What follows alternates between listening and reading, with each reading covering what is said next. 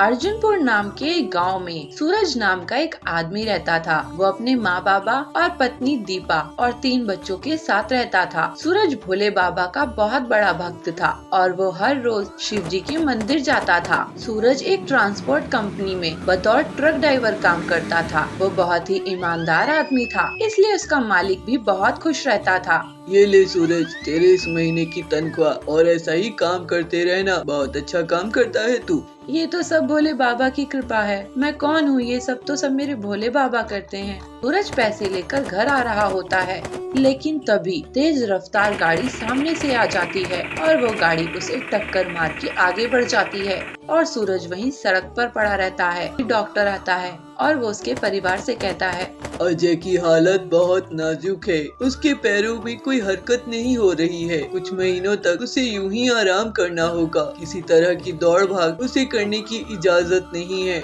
अजय के पैरों में कोई भी हरकत नहीं हो रही थी और उसको अब घर बैठना पड़ा। उसके पिता की तबीयत भी खराब रहने लगी। क्या हुआ दीपा, कहीं काम मिला? नहीं जी, कहीं गई और कहीं भी काम नहीं मिला। कोई भी काम देने को तैयार नहीं, खाली हाथ ही लौटना पड़ा। हे भोलेनाथ, मेरी भक्ति में क्या ऐसी कमी रह गई जो आज मेरे परिवार को ये दिन देखने पड़ रहे हैं। मेरे बच्चे यहाँ भूखे मर रहे हैं और मैं लाचार बाप की तरह कुछ नहीं कर सकता। ऐसा मत कहिए जी, भगवान जी हमारी मदद जरूर करेंगे। क्या पता ये हमारा बुरा समय चल रहा हो जो जल्दी ही ठीक हो जाएगा। तभी सूरज के मालिक वहाँ आता है और वो सूरज को पैसे थमाते हुए कहता है, सूरज, तुम सिर्फ एक ड्राइवर नहीं हो, तुम मेरे बेटे भी हो। तुमने इन दिनों मेरा काम बहुत अच्छे से संभाला और मेरी जान बचाई, इससे मैं बहुत खुश हूँ। ये लो तुम्हारी मेहनत की कमाई। तुमने बोला था कि तुम्हें सारे पैसे एक दफा ही चाहिए, तो ये लो तुम्हारे 3 महीने की कमाई। सूरज सुनकर हैरान था कि वो तो कई महीनों से घर पर पड़ा हुआ है, फिर ये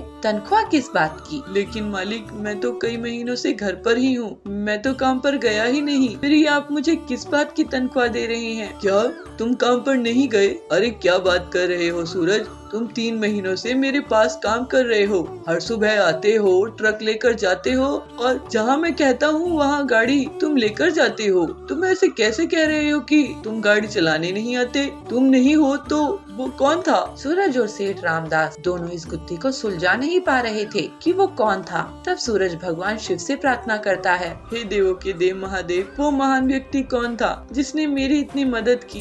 तभी शिव जी स्वयं प्रकट होते हैं और कहते हैं, मेरे भक्त सूरज, वो मैं ही था। मैं ही तुम्हारी जगह ड्राइवर बनकर काम कर रहा था, क्योंकि मैं जानता हूँ कि तुम किस तकलीफ से गुजर रहे हो, इसलिए मैंने इतनी तुम्हारी जगह काम किया। और मेरे पुत्र, अब तुम एकदम ठीक हो जाओगे, तुम्हें किसी प्रकार का दुख संताप नहीं रहेगा। ऐसा कहकर शिव जी अंतर ध्यान हो गए और उनके जाते ही सूरज एकदम ठीक हो गया और उसकी टूटी फूटी कुटिया महल में बदल गई और फिर कभी उसे किसी प्रकार का दुख नहीं रहा। ये कहानी उषा नाम की औरत की है। उषा अपने बहू बेटे के साथ रहती थी। उषा का बेटा तो काम से अक्सर शहर में ही रहता था, इसलिए गांव में दोनों सास बहू ही रहती थी। उषा की बहू किरण उसे जरा भी पसंद नहीं करती थी। सारा दिन उसे घर का काम करवाती थी और जब खाने की बारी आती तो उसके सामने से थाली भी उठा लेती थी। ओहो माँ जी, आपको भूख लग गई? हमारे जो कपड़े कल से पड़े हैं उसे कौन धुलेगा? और वो पंखों पर जो जाले लगे हैं उन्हें कौन साफ करेगा? एक काम करती नहीं हो और भूख सबसे पहले लगती है आपको। जाओ पहले एक काम करो, फिर ही कुछ खाने को दूंगी। लेकिन बहू, मैंने सुबह से कुछ खाया नहीं है, एक घुट चाय भी नहीं पी। हाँ तो क्या हो गया, मर थोड़ी जाओगी? जाओ पहले काम करो। और हाँ, आज राहुल शहर से वापस आ रहे हैं, ये सब काम करके अपने कमरे में लौट जाना। और खबरदार, अपने बेटे को कुछ बताया तो मुझसे बुरा कोई नहीं होगा। उषा के बेटे राहुल को सच में कुछ नहीं पता था कि उसके पीछे उसकी पत्नी उसकी माँ से कैसा बर्ताव करती है और क्या क्या काम करवाती है। राहुल शहर से आ जाता है और अपनी माँ से मिलकर किसी काम के सिलसिले में बाहर निकल जाता है। तभी उसकी पोती उसके पास आती है। दादी, आज मेरी कुछ सहेलियाँ मेरे घर पर आ रही हैं, तो तुम जरा अच्छा सा खाना बना देना। लेकिन प्रीति बेटी, मेरी तबीयत ठीक नहीं है, मेरे पैरों में बहुत तेज दर्द है।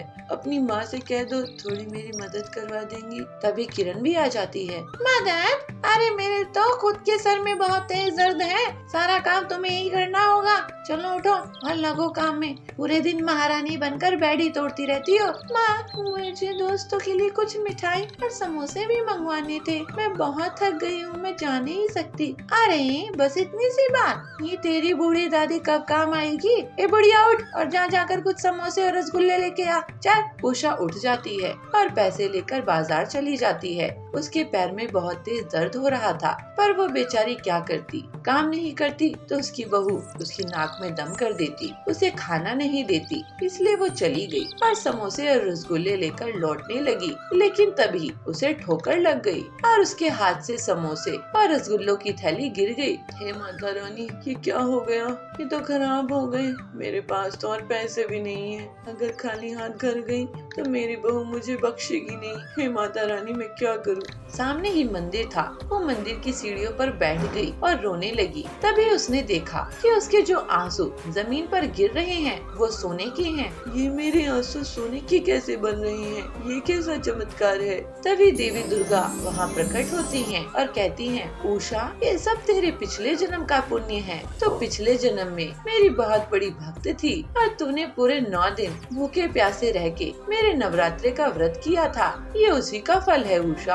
अब तू अपने इन सोने के आंसुओं को बेच देना और अपना अलग घर बनाना और वहाँ सुख शांति से रहना। और हाँ, इन जादुई सोने के आंसू से तुम किसी भी चीज का दर्शन करा सकती हो। तुम अपने बेटे को अपने साथ हुए अत्याचार इन जादुई आंसू में दिखाना सिखा सकती हो। उषा अपने घर आ जाती है और उसके खाली हाथों को देखकर किरण भड़क उठती है। ए मुड़िया, तू खाली हाथ कैसे आई? रुक, तुझे अभी बताती हूँ। वो अंदर जाती है और एक पतली सी डंडी उसे मारने के लिए उठा कर लाती है। तभी उसका बेटा आ जाता है और किरण उसे झूठ बोलने लगती है। देखो ना राहुल, तुम्हारी माँ मुझे इस डंडी से मार रही थी, वो तो मैंने उसके हाथ से छीन ली। बस बहू, कितना झूठ बोलोगी? बेटे, मैं तुझे सब सच दिखाती हूँ। उषा रोना शुरू करती है और उसके आंसू सोने के बनकर जमीन पर गिरने लगते हैं और सामने सारी घटना एक एक करके चलने लगती है। राहुल को ये देखकर बहुत दुख होता है कि उसके पीछे उसकी पत्नी उसकी माँ के साथ कैसा बर्ताव करती है, इसलिए वो अपनी माँ को वहाँ से लेकर चला जाता है और उसकी माँ अपने सोने के आंसू बेचकर एक बड़ा वृद्धाश्रम बनवाती है ताकि फिर किसी को और वो सब ना देखना पड़े जो उसने देखा था। शिवानी के घर का सारा राशन खत्म हो चुका था, उसे समझ नहीं आ रहा था कि वो अपने भूखे बच्चों के लिए क्या बनाए। तभी उसकी सास आती है। अरे ओ चुड़ैल, खाना बना कि नहीं? माँ जी, बना रही हूँ। तो जल्दी जल्दी हाथ चला ले अपने। माँ जी, मेरे पास सारा राशन खत्म हो गया है, क्या मैं थोड़ा सा राशन ले सकती हूँ? तेरा बाप भरवा कर गया था क्या? तुझे रहने देती हूँ, यही बड़ी बात है। चल अब जल्दी जल्दी अपने हाथ चला, सुबह से भूखे बैठे हैं हम। शिवानी कहने को तो अपने सास और पति के साथ रहती थी, पर उसकी सास ने उसकी रसोई अलग बना रखी थी और उसी अलग रसोई में वो खाना बनाती थी और अपने बच्चों को खिलाती थी। उसकी सास उसे जरा भी पसंद नहीं करती थी क्योंकि वो एक गरीब परिवार से थी। तभी उसकी 3 साल की मासूम बेटी कहती है, माँ, बहुत तेज भूख लगी है, कुछ खाने को नहीं मिलेगा क्या आज? शिवानी से अपने बच्चों की हालत देखी नहीं जाती और वो अपनी सहेली पूजा के पास जाती है। पूजा उसे कुछ राशन दे देती है और कहती है, शिवानी, कब तक ये जिल्लत सहेगी? मैं कहती हूँ तू यहाँ से निकल जा और कहीं और चली जा, चाहे छोटा मोटा ही काम मिल जाए वो कर ले, पर यहाँ और दुख सहने के लिए मत रुक। देख तेरे बच्चों की भी क्या हालत है। शिवानी ऐसा ही करती है। वो रात होते ही अपने दोनों बच्चों को लेकर उस घर से निकल जाती है और जंगल के रास्ते जाने लगती है। उसके बच्चे चलते चलते थक जाते हैं, इसलिए वो वहीं एक पेड़ के नीचे रुककर रात भर आराम करते हैं। लेकिन शिवानी मन ही मन बहुत दुखी थी। उसे समझ नहीं आ रहा था कि अब वो क्या करेगी। घर से तो निकल आई हूँ, पर कहाँ जाऊंगी और क्या करूँगी कुछ नहीं पता। हे भगवान, मेरी मदद करना, रास्ता दिखाना मुझे। तभी उस पेड़ के ऊपर से कहीं से एक हीटर नीचे आकर गिरता है। वो उसे उठाती है। अरे ये हीटर कहाँ से आकर गिरा? यहाँ तो कोई आसपास नजर भी नहीं आ रहा। रात को ठंड बहुत ज्यादा थी और इसलिए उसके बच्चों को ठंड लगने लगी। उनके हाथ पैर ठंडे पड़ने लगे। शिवानी के पास कोई कपड़ा भी नहीं था जो वो अपने बच्चों को ओढ़ा सके। शिवानी ने जब ये देखा कि उसके बच्चे ठंड से कांप रहे हैं तो वो बहुत घबरा गई। हे भगवान, ये मेरे बच्चों को क्या होता जा रहा है? मैं क्या करूं? इनका शरीर तो ठंडा पड़ता जा रहा है। वो इधर उधर मदद के लिए जाती है। तभी उसे एक घर नजर आता है। उस घर में कोई रहता नहीं था तो वो उस घर के अंदर दोनों को ले आती है और खिड़की दरवाजे बंद कर देती है ताकि ठंडी हवा घर के अंदर न आ सके। पर अभी भी उसके बच्चे ठंड से कांप रहे थे। मेरे पास तो ये हीटर है, इसे जलाकर देखती हूँ। शिवानी ने वो हीटर चला दिया और उसकी गरम गरम हवा से बच्चों को कुछ राहत मिली। तभी शिवानी ने कुछ ऐसा देखा जिसे देखकर उसे विश्वास नहीं हुआ। उसने देखा कि हीटर के सामने जो गिलास रखा हुआ था वो अचानक से सोने में बदल गया है। ये कैसा जादू है? ये गिलास अचानक से सोने में कैसे बदल गया? तभी वहाँ देवी लक्ष्मी प्रकट होती हैं और वो शिवानी से कहती हैं, शिवानी, जिस पेड़ के नीचे तुम बैठी थी पुत्री, मैं उसी पर निवास करती हूँ। मैंने जब तुम्हारी बात सुनी और तुम्हारे कष्ट जाने तो मुझे बहुत दुख हुआ और इसलिए मैंने तुम्हें ये जादुई हीटर दिया ताकि इससे तुम्हारी मदद हो सके। अब तो तुम जान ही चुकी हो कि ये जादुई हीटर से तुम कुछ भी सोने की चीज बदल सकती हो और उसे बेचकर अपना और अपने बच्चों का जीवन संवार सकती हो। हे देवी लक्ष्मी, आपने मेरे सारे दुख हल कर दिए। देवी लक्ष्मी उसे आशीर्वाद देकर वहाँ से अंतर ध्यान हो जाती हैं और शिवानी एक एक करके कुछ पत्थर उस जादुई हीटर के सामने रखती है और देखते ही देखते वो सभी पत्थर सोने में बदल जाते हैं। शिवानी उन्हें बाजार में जाकर बेच देती है और इन पैसों से अपने लिए एक घर खरीदती है और अपना कारोबार शुरू करती है। कुछ ही दिनों में वो बहुत बड़ी कारोबारी बन जाती है और उसके इंटरव्यू टीवी में आने लगते हैं। जब उसकी सास और उसका पति उसे टीवी में देखते हैं तो उसे देखकर जलते ही रह जाते हैं। पर शिवानी माता लक्ष्मी के आशीर्वाद से उन्नति ही उन्नति करती रहती है। एक गांव में कालू और बबलू की आमने सामने दुकान थी। दोनों गन्ने का रस बेचा करते थे। कालू को बबलू की ईमानदारी से बहुत नफरत थी। वो बबलू के साथ झगड़ने के लिए मौका ढूंढता रहता था। ऐसे ही एक दिन कालू बबलू से झगड़ने लगा। ये बबलू, तुम अपने आप को क्या समझते हो? देखो, अगर मुझे गुस्सा आ गया तो तुम्हारी खैर नहीं। क्या हुआ कालू भाई, क्यों सुबह सुबह झगड़ा कर रहे हो? मैंने तुमसे बात भी नहीं की। तुम जंगल के पंछियों को मेरे बारे में क्या फैला रहे हो कि मैं गन्ने के रस में पानी मिलाता हूँ? मुझे ये बात किसी को बताने की जरूरत ही नहीं है। सब लोग जानते हैं कि तुम गन्ने के रस में पानी मिलाते हो। तुम्हारी इतनी हिम्मत, तुम्हें बहुत चर्बी चढ़ गई है। मैं तुम्हारे साथ क्या करता हूँ बस देखते जाओ। ऐसे ही कुछ दिन बीत जाते हैं। एक दिन कालू अपनी ही एक दोस्त टिल्लू को बहला फुसला कर बबलू की दुकान में भेजता है। अरे ये कैसा गन्ने का रस है? मेरी तो जान ही जा रही है पेट दर्द के कारण। तुम इसमें क्या मिलाते हो? उसका चीखना सुनकर वहाँ खड़े पक्षी और कालू कौवा सारे पहुँच जाते हैं। अरे ये क्या भाई, तुमने लगता है बबलू के केमिकल से बने गन्ने का रस पी लिया है। इस बबलू को ऐसे ही नहीं छोड़ना चाहिए। पता नहीं कितने लोगों की तबीयत ऐसी ही खराब हो जाती है। फिर वहाँ खड़े लोग भाग जाते हैं और बबलू की पिटाई कर देते हैं। उसके बाद बबलू बहुत दुखी होकर एक जगह पे बैठा रहता है। तभी उसके पास एक भिखारी आता है। बेटा, तुम बबलू हो ना? तुमसे बहुत बार मैंने गन्ने का रस मुफ्त में पिया है। मुझे कुछ खाने के लिए दो बेटा, कम से कम एक गिलास गन्ने का रस ही दे दो। एक धोखेबाज के कारण अब यहाँ अकेले रो रहा हूँ मैं। आपको दिखाई नहीं देता है क्या मेरी हालत? हाँ, मैं ईमानदारी से काम करता था और मुझे पिटाई मिली, जबकि वो मिलावटी गन्ने का रस बेचने वाला आज अच्छे से अपनी दुकान चला रहा है। अब इसमें भगवान क्या करेंगे? क्या जब मैं गन्ने का रस निकालूंगा तो मशीन में से खिलौने निकलेंगे? क्या करेंगे भगवान इसमें? किसे पता बेटा कि मशीन में से गाड़ियाँ आने लगे, कुछ भी हो सकता है। देखो बाबा, मैं तुम्हारी कहने पर ये सब करके देखूंगा। अगर कुछ चमत्कार हुआ तो ठीक है, नहीं तो अब से मैं तुम्हें भिखारी के साथ साथ पागल भी समझूंगा। बबलू के वहाँ से जाते ही भिखारी साधु में तब्दील हो जाता है। फिर बबलू अपने गन्ना जूस की मशीन में गन्ना डालता है तो दूसरी तरफ से छोटे छोटे खिलौने निकल आते हैं। वो खिलौने गन्ने के बने हुए होते हैं, मोटर कार, बाइक, छोटा प्लेन इत्यादि। अरे ये क्या? ऐसे कालू आश्चर्य हो जाता है। ये तो उस भिखारी का चमत्कार है। शायद वो भिखारी ही नहीं था, वो कोई पहुँचे हुए साधु महात्मा रहे होंगे। वहाँ पे पहुँचे हरिया काका कहते हैं, बेटा तुम्हारे खिलौने तो बहुत ही सुंदर हैं। ऐसे तो मैंने पहले कभी नहीं देखे जो गन्ने से बने हुए हो। मेरे पोते के लिए तो 2 खिलौने दे ही दो। हाँ हरिया काका, ये लो। इसके बाद एक ग्राहक आते जाते हैं और बबलू की दुकान में भीड़ बढ़ जाती है और पंछी लोग मिलकर उससे माफी मांगते हैं। अरे आप मुझसे बड़े हैं, आप मुझसे माफी नहीं मांगिए, ये सब किया कराया कालू का है।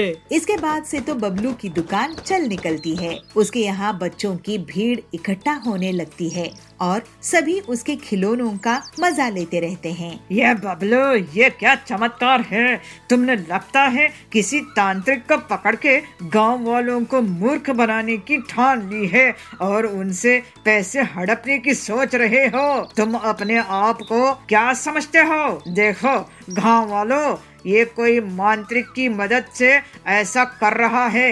ये इसका आप सबको लूटने का प्लान है। इसको पीट दो। नहीं, ऐसा कुछ भी नहीं है। ऐसा ही है, पीटो इसे। तभी वहाँ गांव की मुखिया पीलू आ जाती है। पीलू को देखकर सब चुप हो जाते हैं। कालू, तुम हद से ज्यादा बदमाश हो गए हो। मैं गांव में नहीं थी तो तुमने अपने से ही बबलू को सजा दे दिया, उस पर गलत सलत इल्जाम लगाया। मैं सब जानती हूँ, असली बदमाश तो तुम हो। तुम्हारी गन्ने का रस पीकर मेरे बच्चों की तबीयत खराब हो गई थी। असल में तुम अपने गन्ने के रस में केमिकल मिलाते हो। ये देखो लैब रिपोर्ट। पीलू सबको गन्ने का रस का रिपोर्ट दिखाती है। उसमें मिलावटी होना पाया गया था। सभी गांव वाले कालू को पीट देते हैं। बबलू, तुम्हें लगता है किसी साधु महात्मा का आशीर्वाद मिला है। तुम नेक दिल के ईमानदार व्यक्ति हो। अब से तुम ऐसे ही खिलौने बेचा करो। इसके बाद से बबलू पूरी मेहनत करके गन्ने की मशीन से नए नए खिलौने बनाने लगा और उसकी दुकान बहुत अच्छे से चलने लगी। इस तरह से गांव में उसका बहुत नाम हो गया और वो जल्द ही दौलतमंद भी हो गया। फिर वो खुशी खुशी अपना जीवन बिताने लगा। अंजू और प्रीति दोनों बहनें हैं। अंजू जब स्कूल जाती है तो उसकी क्लासमेट उसको अपना सोने का झुमका दिखाकर चिढ़ाती है। अंजू देख, मेरा झुमका कैसा है, सुंदर है ना? हाँ सुंदर है दीपा। वैसे अंजू, तू तो कभी ऐसा झुमका पहन नहीं पाएगी। अंजू वहाँ से चली जाती है और दुखी होकर अपने घर आ जाती है और अपनी बड़ी बहन प्रीति से कहती है, लालत है आप जैसी बहन पर, जो अपनी बहन के लिए एक झुमके भी नहीं ला सकती। इससे अच्छा तो मेरी कोई बहन ही नहीं होती। आपने आज तक मेरे लिए किया क्या है? अंजू की कही ये बातें प्रीति के दिल को तोड़ देती हैं और वो रोते हुए नदी किनारे चली जाती है। बस बहुत हो गया देवी लक्ष्मी, बहुत दर्द दे दिया आपने, पर अब और नहीं, मैं अब और दर्द नहीं सह सकती। आपने मेरी माँ छीन ली, मेरे पिता को हमसे छीन लिया और वो हमें तिल तिल मरने के लिए छोड़ गए। अब मैं और जी नहीं सकती, मैं मर रही हूँ। प्रीति नदी में कूद जाती है और वो बहते बहते नदी के दूसरे किनारे पहुँच जाती है। तभी वो देखती है कि 2 पेड़ आपस में अंताक्षरी खेल रहे हैं। झुमका गिरा रे बरेली के बाजार में। और दूसरा पेड़ कहता है, ओले याद मैंने गोल्डन झुमके, मैं कना छुपाऊं चुम चुम के। हे माँ लक्ष्मी, ये मैं किस दुनिया में आ गई हूँ? तभी देवी लक्ष्मी वहाँ प्रकट होती हैं और कहती हैं, बेटी ये जादुई झुमके की पेड़ हैं और इन झुमकों को तुम ले जाकर अपनी बहन को दे दो, वो बहुत खुश हो जाएगी और तुम्हारे सारे दुख भी खत्म हो जाएंगे। हे देवी लक्ष्मी, आप धन्य है माते, तुमने अपनी जिंदगी में बहुत दुख देखा है प्रीति, पर अब तुम्हारी जिंदगी में बस खुशियाँ ही खुशियाँ होंगी बेटी। देवी लक्ष्मी ऐसा कहकर अंतर ध्यान हो गयी और प्रीति उस जादुई झुमके को घर लाकर अपनी बहन को देती है। उसकी बहन अंजू वो झुमका देखकर बहुत खुश हो जाती है। दीदी ये झुमके कितने सुंदर हैं, आप बहुत अच्छी हो दीदी, आपने मेरे लिए झुमके ला कर दिए। हाँ अंजू, तूने पहली बार मुझसे कुछ मांगा और मैं तुझे कुछ ना दे सकूं तो मुझे बहुत दुख होता, इसलिए माँ आज लक्ष्मी के आशीर्वाद से मैं झुमके तेरे ले आई। अंजू जैसे ही वो झुमके पहनती है वैसे ही वहाँ पैसों और सोने के सिक्कों की बारिश होने लगती है और अंजू और प्रीति ये देखकर दंग रह जाती हैं। हे माँ लक्ष्मी, आपका चमत्कार तो अपरंपार है। हे माता, आप धन्य हैं। तभी देवी लक्ष्मी वहाँ फिर से प्रकट होती हैं। बेटी, इनसे तुम अपने जैसे ही गरीब लोगों की मदद करना, तुम्हारे घर में कभी भी उन्नति और धन धान्य की कमी नहीं होगी। जी माते, जैसी आपकी क्या। इसके बाद लक्ष्मी माँ वहाँ से चली गयी और उन दोनों बहनों की जिंदगी बदल गयी। उनके पास रहने को अच्छा घर था, गाड़ी थे और वो गरीबों की मदद भी किया करती थी। बेलापुर गांव के जंगल में हर साल बहुत ठंड पड़ती थी और बर्फ गिरती थी। इस दौरान सारे पक्षी अपने लिए स्वेटर पहले से जमा कर लेते थे, लेकिन जब से इस गांव का मुखिया कड़कनाथ कौवा बना तब से वो अपने दोस्त जाबाज चील के साथ पहले से स्वेटर का स्टॉक जमा कर लेता था और बाद में ज्यादा दामों में उसे बेचता था। कोई आवाज उठाए तो वो दोनों दादागिरी दिखाते थे और किसी की भी नहीं सुनते थे। जाबाज जी, आपकी स्वेटर पहनने के बाद खुजली होती है और ये गर्म भी कम होती है। हरिया काका, तुम बूढ़े हो गए हो इसलिए खुजली होती है और ज्यादा ठंड लगती है। मेरे स्वेटर तुम्हें पहनना है तो पहनो, नहीं तो भागो यहाँ से। मुझे अपनी स्वेटर की शिकायत नहीं सुननी है। हमारी दुकान के अलावा कहीं स्वेटर मिलेगी नहीं, समझे? उनकी इस दादागिरी से सब घबराए हुए रहते थे। एक बार पीलू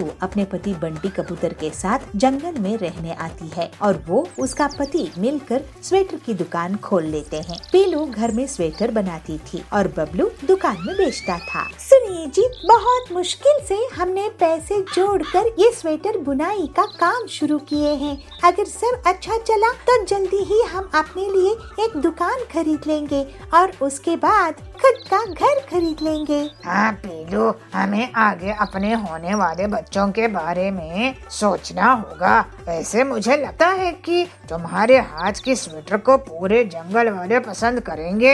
ऐसे ही कुछ दिन बीत जाते हैं और पीलू और बंटी की दुकान अच्छे से चलने लगती है। पीलू की स्वेटर बहुत डिजाइनर और अच्छी क्वालिटी के ऊन से बनी होती थी, जिसके कारण औरतें और लड़कियां उन्हें बहुत पसंद करते थे। कम दाम होने की वजह से सभी पक्षी उन्हीं के यहाँ स्वेटर खरीदते थे। जाबाज की दुकान में भीड़ कम लगती है। ये देखकर जाबाज गुस्से में आ जाता है और पीलू और बंटी की दुकान जाता है। सुना है तुम लोग जंगल में नए नए हो, मैं जाबाज चील हूँ, कड़क सेठ का पक्का दोस्त। तुम्हें पता नहीं है क्या, पूरे जंगल में मेरी ही स्वेटर की दुकान थी। तुम लोग स्वेटर कैसे बेचने लगे? चलो अपनी दुकान बंद करो। अरे जाबाज जी, आप हमें क्यों तंग कर रहे हैं? आप भी अपनी स्वेटर की क्वालिटी ठीक कर लो तो इतने ठंड में ऐसे भी लोग स्वेटर खरीदेंगे ना। बंटी कबूतर, तू मुझे सिखा रहा है, अभी तुझे मजा चखाता हूँ। और जाबाज उनकी दुकान को तोड़ फोड़ देता है। तभी वहाँ पर कड़क सेठ आता है। कड़क जी, आप यहाँ के मुखिया हैं, इस जाबाज चील से हमारी रक्षा करो। ये सही कह रहा है, तुम लोग कोई और काम धंधा कर लो। पीलू और बंटी समझ जाते हैं कि कड़क उनकी मदद नहीं करेगा। अब हमारा क्या होगा? बड़ी मुश्किल से हमने दुकान शुरू की थी, लोगों को हमारे स्वेटर्स कितने पसंद आ रहे थे, अब क्या हम मजदूरी करेंगे? तुम देखना पीलू, एक दिन इस जाबाज को और इस कड़क सेठ को इनके बुरे कर्मों की बहुत बड़ी सजा मिलेगी। ऐसे ही कुछ दिन बीत जाते हैं और ठंडी का मौसम आ जाता है। पूरे जंगल में बर्फबारी शुरू हो जाती है। सुनो जाबाज, मुझे पता चला है कि इस बार बहुत ज्यादा बर्फबारी होगी। इस बार जंगल बर्फ से ढक जाएगी। ऐसा पहले कभी नहीं हुआ था। बहुत ठंड भी पड़ेगी। ये तो बहुत अच्छी खबर है खड़क। तूफानी बर्फबारी में हम और भी ज्यादा पैसे कमाएंगे और ज्यादा दामों से स्वेटर बेचेंगे और कोई हमें मनमानी करने से रोक नहीं पाएगा, क्योंकि लोगों के पास स्वेटर खरीदने के लिए कोई और दुकान ही नहीं है ना। अब तो हम और भी अमीर बन जाएंगे। ये बात पीलू एक पेड़ के पीछे से सुन लेती है और तुरंत बंटी को सब कुछ बता देती है। बंटी ये सुनकर हैरान हो जाता है। ये तो तुम बहुत अच्छी खबर लाई हो पीलू, क्योंकि जब बर्फबारी होगी तब हम भी स्वेटर बेचेंगे, लेकिन कम दामों में। उसके बाद देखना कि इन दोनों बदमाशों के साथ क्या होता है। पूरा जंगल इनकी पिटाई कर देगा। जल्दी ही बर्फबारी शुरू हो जाती है और पूरा जंगल बर्फ से ढक जाता है। ठंडी तूफानी हवाएं चलती है और ठंड बढ़ जाती है। ऐसे में कड़क और जाबाज अपनी स्वेटर बेचने के लिए निकलते हैं और गांव वालों से एक स्वेटर के 1000 रुपए वसूल करने लगते हैं। यह बहुत गलत बात है। आप हम लोगों की मजबूरी का फायदा उठा रहे हैं। इतनी मुसीबत में हमारे पास खाने के लिए पैसे नहीं हैं और आप 1000 की स्वेटर बेच रहे हो। क्या करे बबली, कोई और स्वेटर भी तो नहीं बनाते हैं। एक पीलू थी, उसकी दुकान भी इन्होंने बंद करवा दी। सुनो, तुम लोगों को खरीदना है तो खरीदो, नहीं तो भागो यहाँ से। हाँ, ज्यादा हल्ला मत करो। तुम्हारी मजबूरी है तो हम क्या करें। तभी वहाँ पर पीलू और बंटी आ जाते हैं और अपनी स्वेटर को सिर्फ 500 रुपए में लोगों को बेचने लगते हैं। किसी किसी को तो वो 200 रुपए में भी स्वेटर दे देते हैं। सस्ते और अच्छी क्वालिटी के स्वेटर्स ले लो। जाबाज और कड़क के घटिया स्वेटर 1000 रुपए में है। इन्हें देखो, सस्ते और अच्छी क्वालिटी के स्वेटर्स। ओ हरिया काका, बबली दीदी, यहाँ आओ। अरे तुम दोनों फिर से आ गए। तुम्हारी इतनी हिम्मत, तुम्हारी हड्डी तोड़ दूंगा। तुम्हें दोनों को बर्फ में फेंक देना पड़ेगा, तभी तुम लोग सुधरोगे। उनकी धमकी सुनकर पक्षी गुस्से में आ जाते हैं। तुम दोनों बदमाश इतनी ही बड़ी मुसीबत में भी लोगों को लूट रहे हो अपनी घटिया और सस्ते क्वालिटी की स्वेटर से, और इन भले बंटी और पीलू को धमकी दे रहे हो। इन्हें पकड़कर पीट दो। गुस्से में लोग जाबाज और कड़क की स्वेटर की दुकान तोड़ फोड़ देते हैं। जाबाज और कड़क की बहुत पिटाई करते हैं। हमें माफ कर दो गांव वालों, हमने तुम सबको बहुत लूटा है। मैं और कड़क तुम्हारे लिए सेवा करेंगे। हाँ हाँ, अब से हम दोनों सुधर जाएंगे और किसी को भी तंग नहीं करेंगे। हमने तुम्हारी मुसीबत में साथ देने के बजाय तुम्हें डराते धमकाते रहे। हमें माफ कर दो। थोड़े दिनों बाद तूफान और बर्फबारी रुक जाती है। पीलू और बंटी स्वेटर्स बनाना जारी रखते हैं। बंटी जी, हमारी दुकान आसपास के जंगल में भी फेमस हो गई है। अब तो बहुत ग्राहक आने लगे हैं और अब हम अपनी खुद की बड़ी दुकान खोलेंगे और घर भी लेंगे। आपकी हिम्मत की दाद देनी पड़ेगी। आप कड़क और जाबाज को सही समय पर सही जवाब दिए। ये सब तुम्हारी मेहनत और गांव वालों की प्यार की नतीजा है पीलू। और फिर सब लोग हंसी खुशी रहने लगते हैं। गोंडा नाम की राज्य में सूरजभान नाम का एक राजा राज करता था। उसके एक बहुत ही सुंदर पुत्र था जिसका नाम था स्वर्णपुत्र। सूरजभान अपने पुत्र से बहुत प्रेम करता था, मगर उससे भी ज्यादा वो प्रेम करता था स्वर्ण पे। इसीलिए अपने पुत्र का नाम भी स्वर्णपुत्र रखा था। उसकी खजाने में सोने का भंडार था। उतना सोना दुनिया के किसी भी राजा के खजाने में नहीं था। इसके बाद भी खजाने में जितना सोना बढ़ता, सूरजभान की सोने की लालच भी अधिक होती जा रही थी। उसका दिन का अधिकांश समय खजाने में ही निकला जाता था। सोने की लालच की वजह से अक्सर वो अपने पुत्र को अनदेखा करता था। खजाने की वो कोना खाली पड़ा है, उसको भी सोने से भर देना है। मंत्री जी, इस बार की फसल के कर और एक सोने का सिक्का बढ़ा दो। जी हाँ प्रभु, अगर मगर कुछ नहीं। अरे प्रभु, इतनी फसल तो आए जो वो कोना भर दे। मंत्री की बात सुन के राजा को लगता है कि यह काम नहीं करने वाला है, मगर उसकी सोने की लालच इतना बढ़ गया था कि वह अन्न जल त्याग कर ईश्वर की कठोर उपासना में लग गया। उसकी तपस्या से प्रसन्न ईश्वर दर्शन देते हुए कहते हैं, बोलो वत्स, मन चाहे वरदान लो, क्या चाहिए तुम्हें? हे भगवान, मुझे ये वरदान दे कि मैं जिस किसी वस्तु को भी छूऊं वो सोना बन जाए। ईश्वर को सूरजभान की लालच समझ में आ गई थी। वरदान देने से पूर्व उन्होंने आगाह किया, राजन, वरदान मांगने से पहले अच्छी तरह से सोच विचार कर लिया है? तो सूरजभान संपूर्ण श्रद्धा से और विनम्र होके कहते हैं, हे ईश्वर, मैं इस विश्व के सबसे बड़ा धनी राजा बनना चाहता हूँ। हमने संपूर्ण सोच विचार कर लिया है, हमें यही वरदान चाहिए। इसकी लालच की बुद्धि सही होने वाली नहीं है, ये शंकर भगवान को पता चल गया और वो तथास्तु कहते हुए वहाँ से गायब हो गए। राजा सूरजभान यह वरदान पाकर खुशी से पागल हो गया था। दूसरे ही दिन सोकर उठने के उपरांत अपनी शक्ति परखने के लिए उसने अपने पलंग को छूकर देखा। वह पलंग सोने का बन गया। सूरजभान बहुत खुश हुआ। दिन भर वह सुध-बुध खोकर अपनी महल की हर चीज को सोने में परिवर्तित करने में जुट गया। उसे अपनी खान पान तक की चिंता नहीं थी। शाम को सूरजभान थक गया था, उसे जोरों से भूख भी लगी थी। अपने सेवकों को भोजन परोसने के लिए कहता है। जैसे ही सूरजभान भोजन को हाथ लगाता है वह सोना बन जाता है। अब सोने को तो खा नहीं सकते, तो गुस्से से तिलमिलाते हुए वो उठकर बाहर आ जाता है। ऐसे ही टहलते हुए अपने उद्यान में जा पहुंचता है। वहाँ वह देखता है अपना छोटा बेटा स्वर्णपुत्र वहाँ खेल रहा है। उसकी खेल कूद देखकर राजा की मन में पुत्र वात्सल उमड़ कर आता है। कुछ क्षणों के लिए अपनी भूख भी भूल जाता है।